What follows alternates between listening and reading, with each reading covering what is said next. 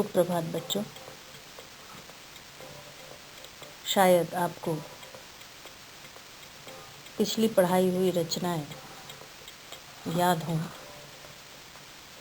जिसमें हम लोगों ने यह पढ़ा था कि लक्ष्मण अपने सूर्यवंश के गुणों को बताते हुए कहते हैं कि ब्राह्मण गाय और हरिभक्त पर प्रहार उनके वंश में कोई भी नहीं करता।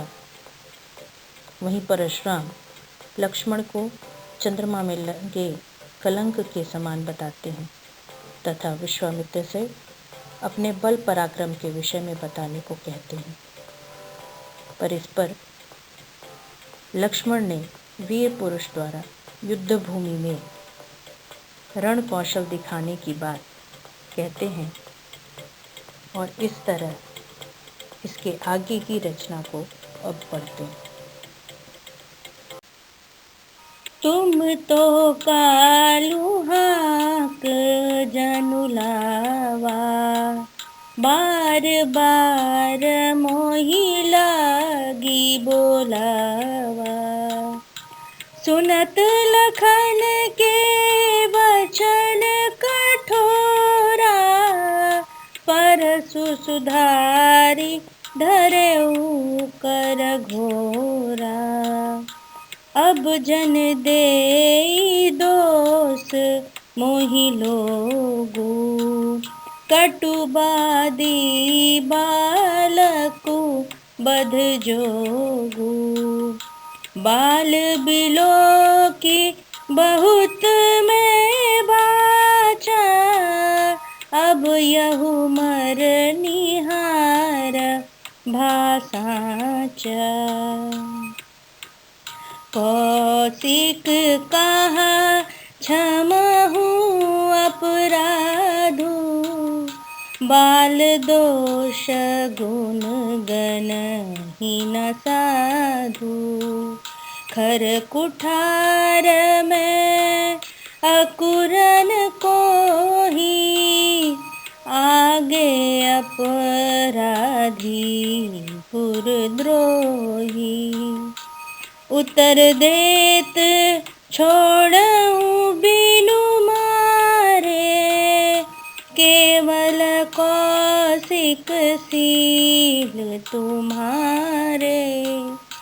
नत एहि काटी कुठार कुठारे, गुरु ही उरिन होता ही शम थोरे।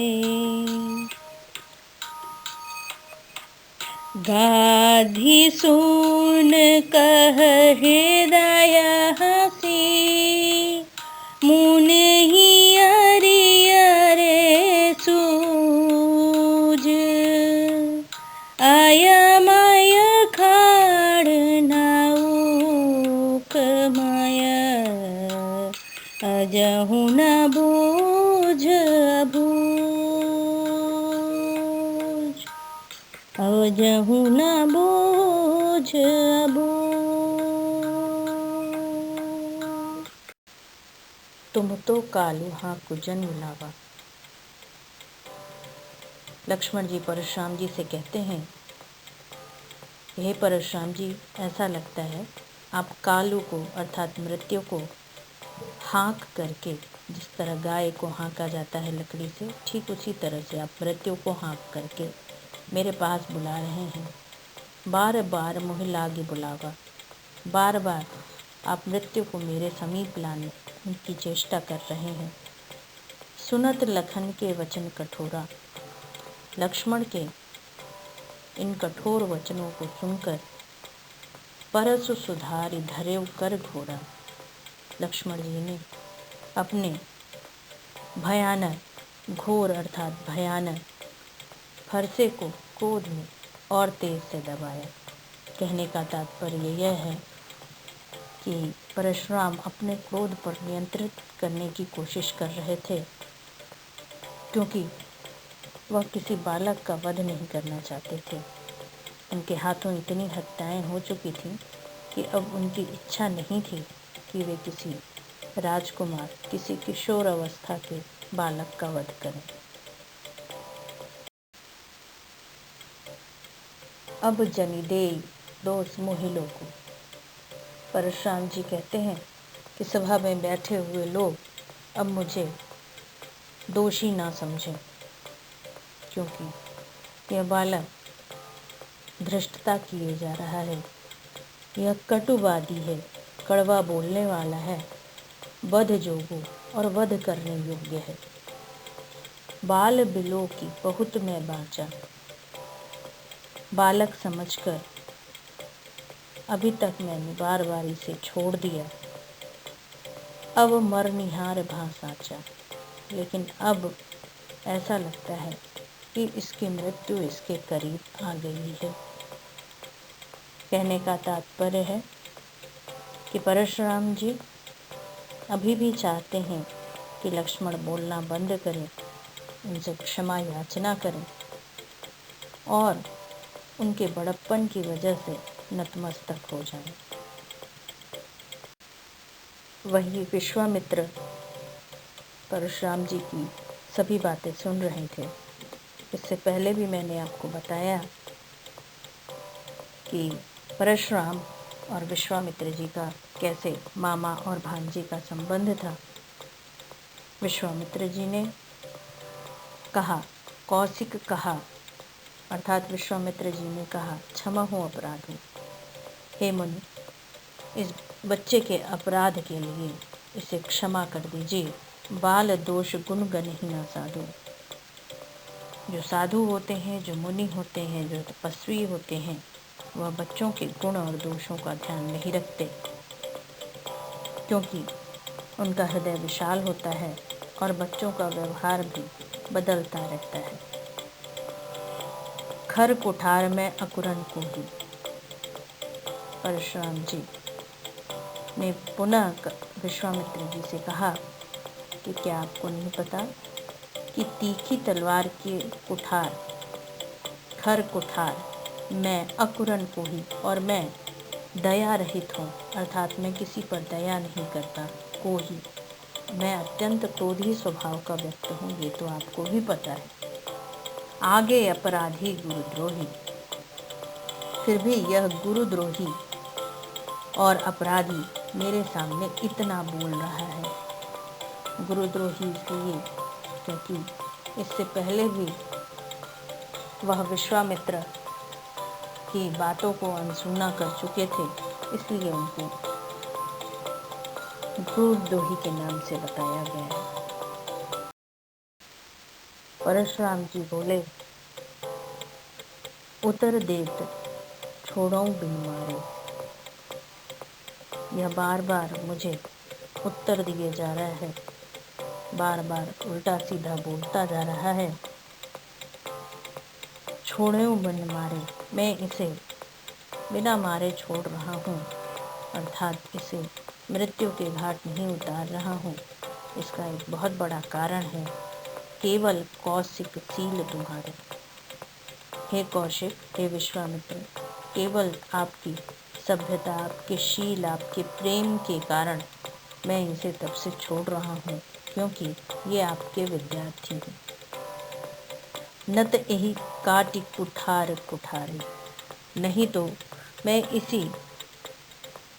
तेज धार वाली कुठार से इसे टुकड़े टुकड़े कर देता। गुरु ही ऋण होते श्रम थोड़े, और थोड़े ही परिश्रम से यह गुरु के ऋण से पूर्ण हो जाता। अर्थात ऐसा मान्यता है कि गुरु जब शिष्य को पढ़ाता है तो उसके ऊपर उसका ऋण होता है, एक लोन होता है जिसे उसे पूरा करना होता है, और उसी ऋण को उतारने के लिए मैं इसकी हत्या कर देता, ताकि आपका ऋण चुकता हो जाता। इतना सुनने पर विश्वामित्र मन ही मन मुस्कुराने लगे। गादी सून का मतलब है गादी के पुत्र, अर्थात विश्वामित्र जी मन ही मन हंसने लगे। मुनि ही हरिहरे सोच, और मन में सोचने लगे कि मुनि को तो हरा का हरा ही दिख रहा है, अर्थात सर्वत्र विजयी होने के कारण ये राम और लक्ष्मण को भी साधारण क्षत्रिय समझ रहे हैं। अयमय खांड न ऊख में। अयमय, अय शब्द का मतलब है लोहा, मय मतलब बना हुआ। यह लोहे से बना हुआ खांड अर्थात खड्ग है। न ऊख में, यह कोई ईख का बना हुआ रस नहीं है जिसे मुंह में रखा जाए और वह घुल जाए। अजहू न बूझ अबूझ। मुनि अब भी इसे समझने में असमर्थ हैं, अर्थात मुनि अब भी बेसमझ बने हुए हैं और इनके प्रभाव को नहीं समझ पा रहे हैं कि ये साधारण क्षत्रिय नहीं बल्कि परमपिता परमात्मा हैं। यह उन्हें दिव्य दृष्टि से नहीं देख पा रहे, इसी कारण इतनी बातें कह रहे हैं, नहीं तो यह लक्ष्मण और राम को क्षमा कर देते।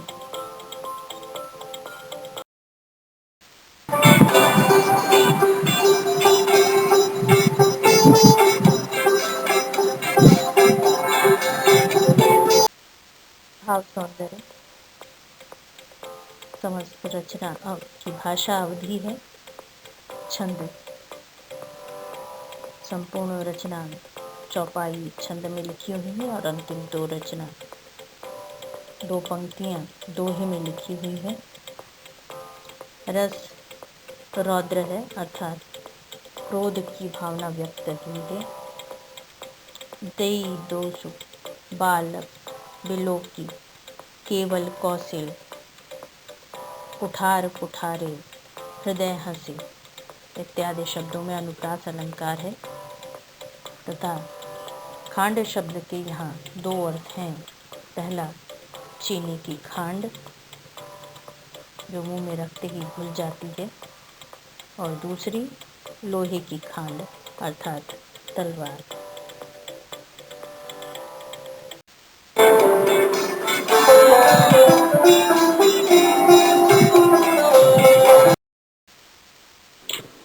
लक्ष्मण ने परशुराम पर क्या आरोप लगाया? लक्ष्मण ने परशुराम पर यह आरोप लगाया कि मानो मृत्यु परशुराम जी के वश में है, वे जब चाहे उसे बुला सकते हैं और जिसका भी वध चाहे वो कर सकते हैं। प्रश्न 2, परशुराम जी ने सभा में क्या कहा? उत्तर, परशुराम जी ने सभा में लक्ष्मण के लिए यह कहा कि यह बालक अपराधी तथा कड़वे वचन बोलने वाला तथा गुरुद्रोही है। यदि मैं इसका वध कर दूं तो भी मुझे दोष नहीं लगेगा। प्रश्न 3, लक्ष्मण को परशुराम जी ने गुरुद्रोही क्यों कहा? लक्ष्मण को परशुराम जी ने गुरुद्रोही इसलिए कहा क्योंकि लक्ष्मण बार बार एक गुरु पर शब्द प्रहार किए जा रहे थे और गुरु का अपमान किए जा रहे थे। प्रश्न 4, परशुराम ने विश्वामित्र का क्या गुण बताया? उत्तर, परशुराम जी ने विश्वामित्र को शील स्वभाव और विनम्रता की प्रतिमूर्ति बताया, जिसके कारण उन्होंने लक्ष्मण को जीवन दान दे दिया। प्रश्न 5, परशुराम ने अपनी प्रशंसा में क्या कहा? परशुराम जी ने अपनी प्रशंसा में यह कहा कि यह भरसा जो वह धारण करते हैं वह अत्यंत भयानक है। वे दया रहित हैं, किसी पर भी दया नहीं करते हैं और अत्यंत क्रोधी स्वभाव के हैं।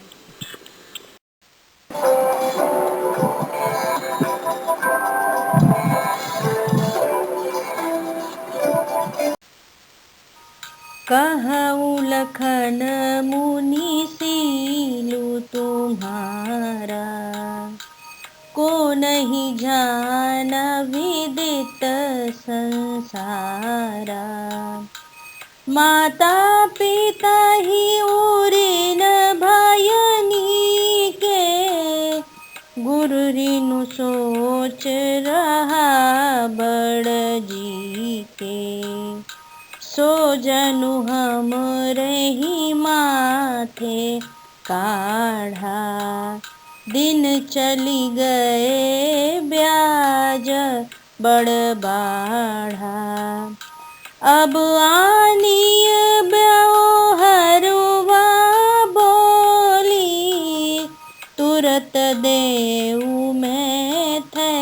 कली खोली। मिले न कबहु सुभट रन गाढ़े, द्विज देवता घर ही के बाढ़े। अनुचित कही सब लोग पुकारे, रघुपति शयन ही लखन निवारे। सुन कटु वचन कुठार सुधारा, हाय हाय सब सभा पुकारा। भृगुबर परसु दिखावहु मोहि, विप्र बिचारी बचौ नृपद्रोही। लखन उतर आहुति सरिस, भृगुबर को पुकृसानु। बढ़त देखी जल सम वचन, बोले रघुकुल भानु। बोले रघुकुल भानु।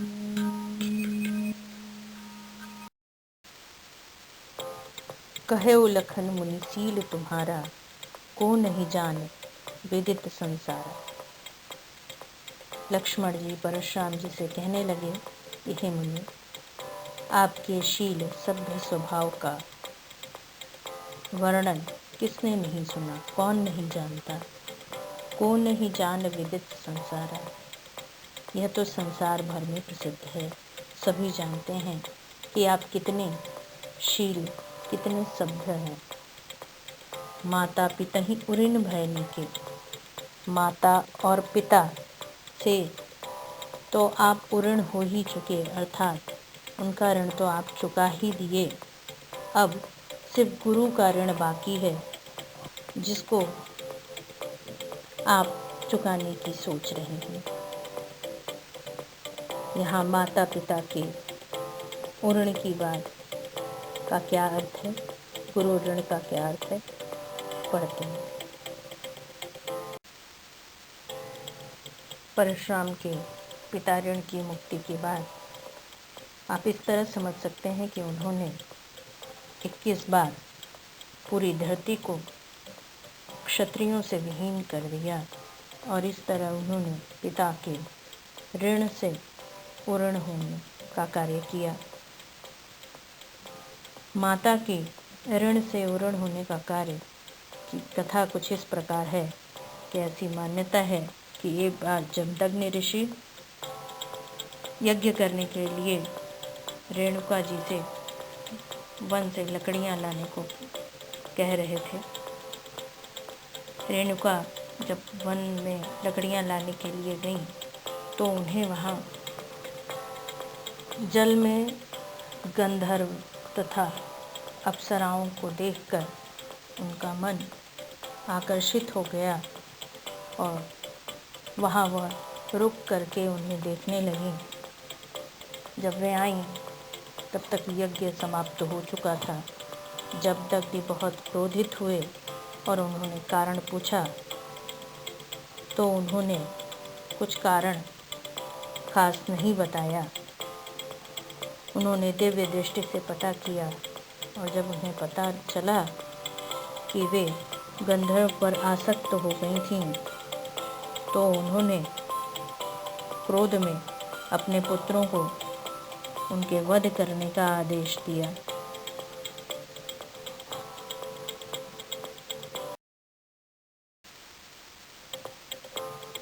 ऋषि जमदग्नि के 5 पुत्र थे परशुराम को मिलाकर। उन्होंने अपने पुत्रों को आदेश दिया कि अपनी माता की हत्या कर दें, परंतु किसी ने यह साहस नहीं किया। लेकिन परशुराम ने जैसे ही अपने पिता की बात सुनी, उन्होंने अपनी माँ की हत्या कर दी इस बात से प्रसन्न होकर जब दग्नि ऋषि ने परशुराम जी से वरदान मांगने को कहा तो उन्होंने अपने भाइयों और माता को पुनर्जीवित होने तथा इस घटना को भूल जाने की बात कही थी और वरदान स्वरूप उन्हें पुनर्जीवन भी मिला था। इसी कारण लक्ष्मण जी ने मजाक उड़ाते हुए, उपहास करते हुए उन्होंने कहा कि माता की हत्या करके तो आप पहले ही माता के ऋण से उऋण हो चुके थे। एक दूसरी कथा के अनुसार ऐसी मान्यता है कि भगवान शिव ही परशुराम जी के गुरु थे और उन्होंने गुरु दक्षिणा में सहस्र नाग की मृत्यु के लिए कहा था, परंतु ऐसा करने में परशुराम असमर्थ रहे। इसके पीछे कारण यह बताया जाता है कि सहस्रनाग विष्णु के सिर पर रहता है और उनका रक्षण करता रहता है। इसी कारण परशुराम जी उनका वध नहीं कर पाए। लक्ष्मण जी कहते हैं कि आप भगवान शिव अर्थात अपने गुरु के ऋण से मुक्त होने के लिए मेरा सिर चुना है आपने और मेरा वध करके आप सहस्र नाग का वध करने के समान मानते हैं और इसी कारण मेरी मृत्यु के पीछे पड़े हुए हैं, क्योंकि मैं भी उतना ही बलशाली हूँ। दूसरे अर्थों में लक्ष्मण को सहस्र नाग का अवतार भी माना जाता है। सोजनु हमरे माथा काढ़ा, अर्थात लक्ष्मण जी कहते हैं कि हे मुनि, जो ब्याज आप पर अभी तक बचा हुआ है गुरु के ऋण का, वह आपने मेरे सिर पर मढ़ दिया है। अर्थात मुझे मार कर ही आप इस ब्याज की पूर्ति करना चाहते हैं। दिन चले गए, ब्याज बढ़ी बढ़ा, बहुत दिन हो गए और आपका ब्याज जो है वह बढ़ता ही जा रहा है। अर्थात लोन पर आपका इंटरेस्ट बढ़ता ही जा रहा है। अब आनी बेवहरुआ बोली, तुरंत देव में थैली खोली। उन्होंने कहा कि आप किसी बेवहरुआ का मतलब है जो हिसाब किताब करने वाला व्यक्ति हो, ऐसे व्यक्ति को बुलाइए। तुरंत देई में थैली खोली और मैं तुरंत थैली खोलकर आपके सारे कृत्यों का हिसाब किताब कर दूंगा। दूसरे अर्थों में लक्ष्मण जी बताना चाहते हैं कि मैं आपके सारे कामों को बहुत बेहतर ढंग से जानता हूँ कि आप कितने अच्छे व्यक्ति हैं, कितने वीर और पराक्रमी हैं। न कबहु सुभट रन गाहे, लक्ष्मण जी कहते हैं कि हे परशुराम जी, सुभट पराक्रमी, रण मतलब युद्ध क्षेत्र, कभी आपको युद्ध क्षेत्र में पराक्रमी योद्धा नहीं मिले। इसी कारण आप इतना बोल रहे हैं। द्विज देवता घर ही के बाढ़े,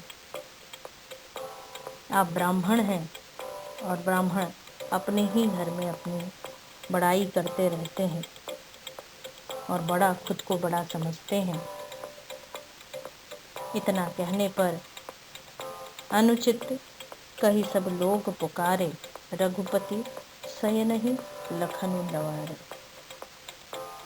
इतना कहने पर वहाँ बैठे हुए लोग उन्हें लक्ष्मण को अनुचित कह रहे हैं आप, ऐसा कहने लगे और रघुपति ने, राम ने अपनी आँखों के इशारे से लक्ष्मण को रुकने के लिए कहा। सय नहीं लखन निवारे, रोकने का प्रयास किया, अपनी आँखों के माध्यम से चुप रहने के लिए। कहा, तो अत्यधिक बोलने के कारण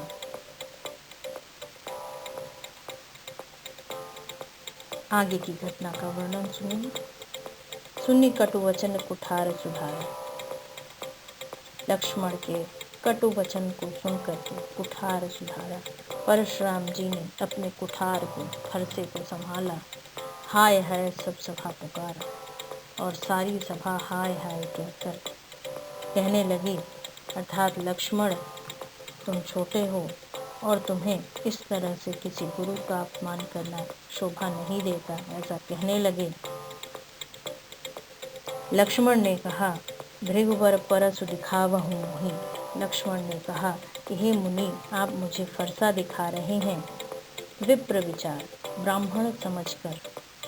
बचाओ नृप द्रोही। नृप मतलब राजा, राजाओं के द्रोही अर्थात राजाओं का नाश करने वाले व्यक्ति को मैं सिर्फ इसलिए छोड़ रहा हूँ क्योंकि वो विप्र हैं अर्थात ब्राह्मण हैं, और ब्राह्मणों पर हमारे कुल में प्रहार नहीं किया जाता। लखन उत्तर आहुति करे। लक्ष्मण के उत्तर आहुति के समान थे, अर्थात यज्ञ में डाली जाने वाली सामग्री को आहुति कहते हैं। भृगुबर कोप कृसान, और भृगुबर परशुराम का क्रोध कृसान आग की तरह था। जैसे जैसे यज्ञ की आग में आहुति डाली जाती है, आग और भी ज़्यादा भड़कती जाती है। ठीक यही स्थिति राज दरबार में हो रही थी। तभी बढ़त देखी जल सम वचन। क्रोधाग्नि बढ़ती हुई देखकर परिस्थिति को नियंत्रित करते हुए बढ़त देखी जल सम वचन बोले रघुकुल भानु। जो रघुकुल के सूर्य, भानु का मतलब है सूर्य, रघुकुल में सूर्य के समान तेजस्वी राम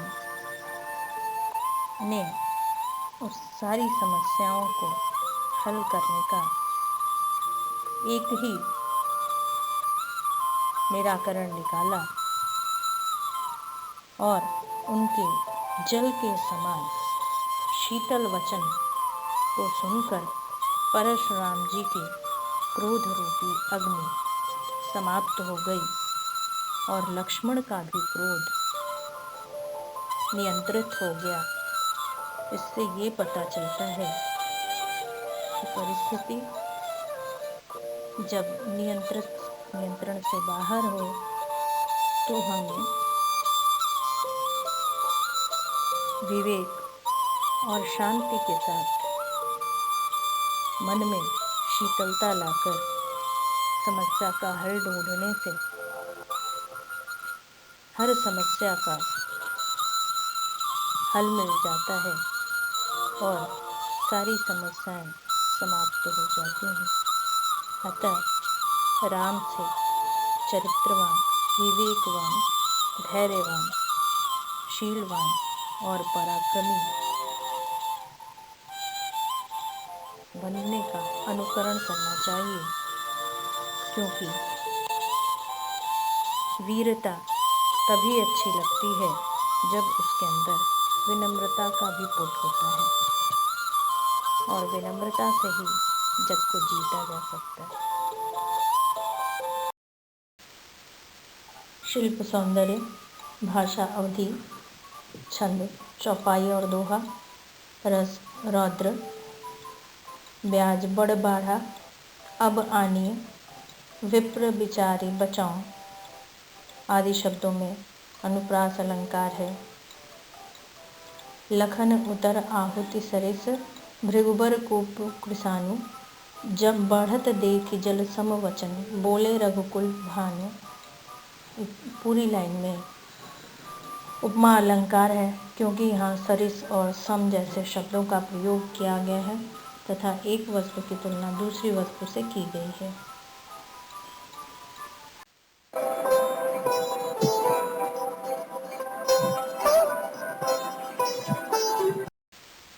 पहला प्रश्न, लक्ष्मण परशुराम जी की प्रशंसा करते हुए क्या विचार कर रहे हैं? उत्तर, लक्ष्मण जी परशुराम जी पर व्यंग करते हुए यह कह रहे हैं कि आपके शील स्वभाव को कौन नहीं जानता, कि आप कितने अच्छे हैं। यह बात तो पूरे संसार को पता है कि आप कितने अच्छे हैं। प्रश्न 2, लक्ष्मण के अनुसार परशुराम माता पिता के ऋण से कैसे मुक्त हो गए? उत्तर, पिता के ऋण से परशुराम इस तरह मुक्त हुए क्योंकि उन्होंने सहस्त्र बाहु का वध किया और 21 बार पृथ्वी को क्षत्रियों से विहीन कर दिया। माता के ऋण से इस प्रकार मुक्त हुए कि पिता के कहने पर उन्होंने माता का वध कर दिया, परंतु वरदान से माँ को पुनः जीवित कर दिया। इस तरह मातृ ऋण से मुक्त हुए। प्रश्न 3, गुरु के ऋण से मुक्ति क्यों नहीं मिल पाई परशुराम जी को? उत्तर, परशुराम जी को गुरु के ऋण से इसलिए मुक्ति नहीं मिल पाई क्योंकि भगवान शिव ने उन्हें सहस्त्र नाग का वध करने के लिए कहा था, परंतु परशुराम जी ऐसा नहीं कर पाए क्योंकि विष्णु के छठे के अवतार के रूप में उन्हें माना जाता है और सहस्त्र नाग उनके रक्षक थे। अतः भगवान शिव के कहे अनुसार उनके कार्य को नहीं कर पाए और उन्हें ऋण से मुक्ति नहीं मिल पाई।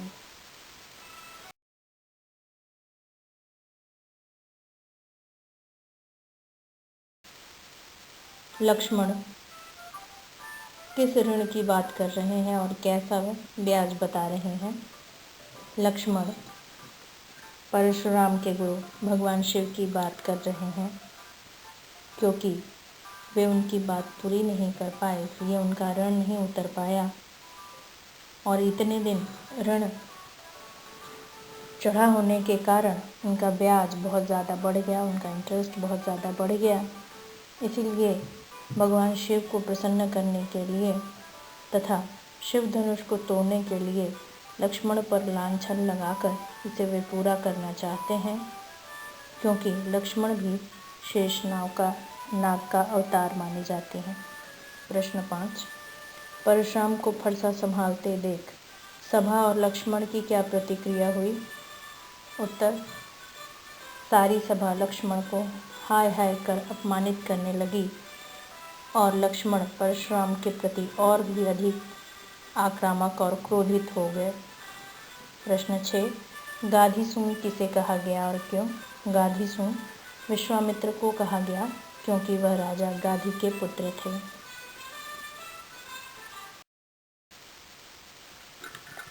अतिरिक्त प्रश्न जैसे आप खुद ही सोच करके लिखेंगे। पहला प्रश्न, क्या अपने बड़ों को लक्ष्मण की तरह उत्तर देना उचित है या नहीं? है तो क्यों और नहीं है तो क्यों? दूसरा प्रश्न, विश्वामित्र और परशुराम में कौन आपको अच्छा लगा और क्यों? तीसरा, राम और लक्ष्मण के स्वभाव में क्या अंतर है? आपको कौन अच्छा लगा और क्यों? चौथा प्रश्न, क्या क्रोध केवल नकारात्मक भाव लेकर आता है? अपना उत्तर उदाहरण के साथ स्पष्ट करिए।